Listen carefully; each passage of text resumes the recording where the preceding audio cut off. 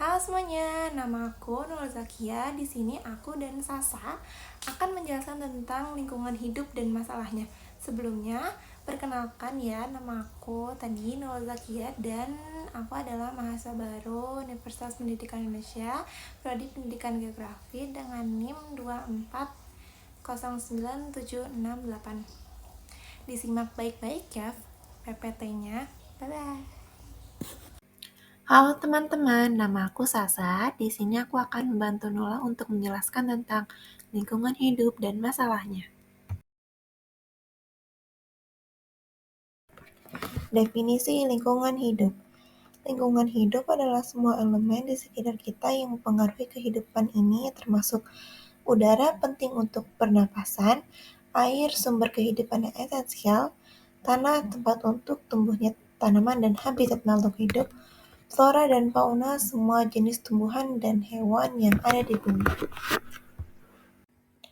Pentingnya lingkungan hidup. Peran kritis menyediakan sumber daya alam seperti makanan, air, tempat tinggal. Menjaga keseimbangan ekosistem yang mendukung kehidupan. Lingkungan yang sehat berkontribusi pada kesehatan fisik dan mental manusia. Pernahkah kalian merasa udara di sekitar kita semakin panas atau sungai yang dulu jernih kini tercemar limbah? Nah, kita akan membahas salah satu masalah yang sedang kita hadapi bersama, yaitu polusi. Tanpa kita sadari, polusi ini mempengaruhi tidak hanya lingkungan, tetapi juga kesehatan kita, makhluk hidup lainnya, bahkan bumi secara keseluruhannya. Polusi adalah masuknya zat-zat berbahaya ke lingkungan yang mengganggu keseimbangan ekosistem dan kesehatan manusia. Zat-zat ini bisa berasal dari berbagai sumber seperti asap kendaraan, limbah industri, hingga sampah rumah tangga. Ada 3 jenis polusi yang paling umum dan akan kita bahas, yaitu polusi udara, air, dan tanah.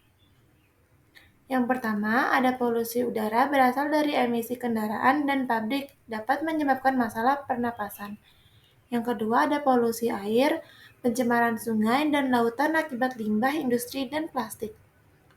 Yang ketiga, ada polusi tanah, akumulasi limbah berbahaya yang merusak kesuburan tanah. Polusi adalah masalah serius yang mempengaruhi kehidupan kita sehari-hari.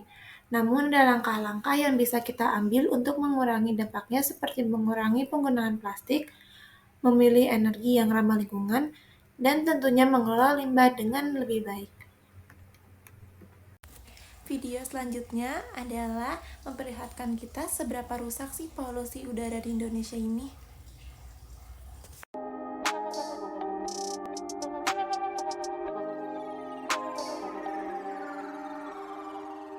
Syederalun, laporan terbaru kualitas udara dunia IQR 2021 menyebutkan bahwa Indonesia menempati peringkat ke-17 sebagai negara paling berpolusi di dunia. Negara paling berpolusi ini adalah negara-negara dengan konsentrasi PM2,5. Polusi partikel halus yang dikenal sebagai PM2,5 umumnya diterima sebagai yang polutan paling berbahaya. Pantauan secara luas, polutan udara ini telah ditemukan menjadi faktor utama yang berkontribusi terhadap efek kesehatan manusia seperti asma, stroke, penyakit jantung, dan paru-paru.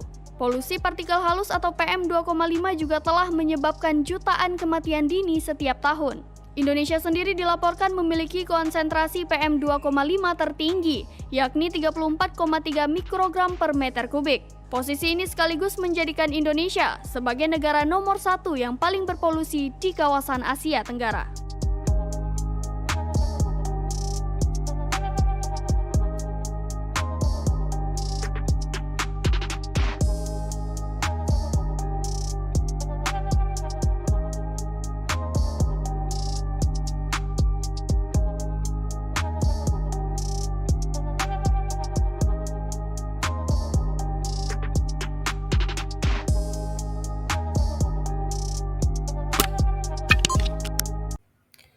Setelah membahas polusi, mari kita lanjutkan ke salah satu masalah lingkungan lain yang tak kalah penting, yaitu deforestasi.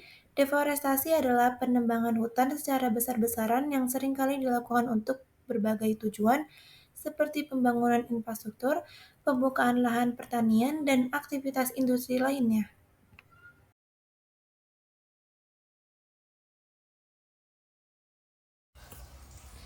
Deforestasi adalah masalah global, tapi solusinya bisa dimulai dari langkah kecil. Misalnya dengan mendukung upaya reboisasi dan memilih produk yang berasal dari sumber daya hutan yang dikelola secara berkelanjutan. Mari kita bersama-sama jaga hutan kita, karena hutan adalah paru-paru dunia yang menjaga bumi tetap hidup. Selanjutnya, kita akan membahas kehilangan keanekaragaman hayati yang merupakan salah satu masalah lingkungan yang sangat krusial.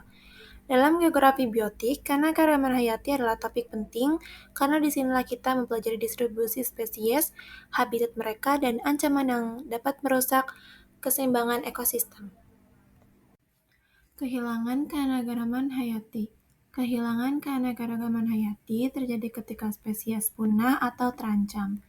Penyebabnya adalah perusakan habitat, polusi, dan perubahan iklim.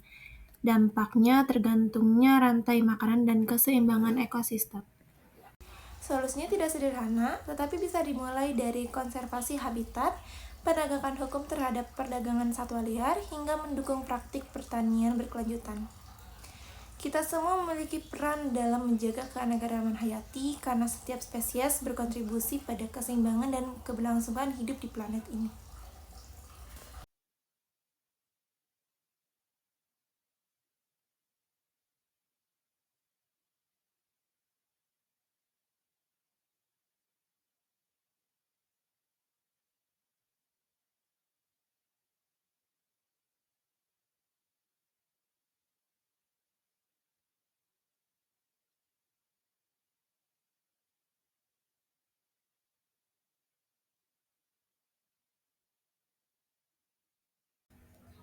Terima kasih telah menyimak. Mari kita bersama-sama menjaga lingkungan kita.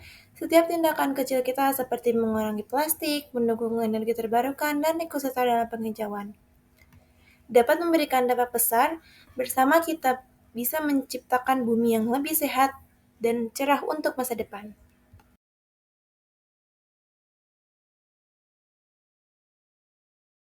Sekian dari saya, semoga video ini bermanfaat untuk kalian semua ya. Wassalamualaikum warahmatullahi wabarakatuh.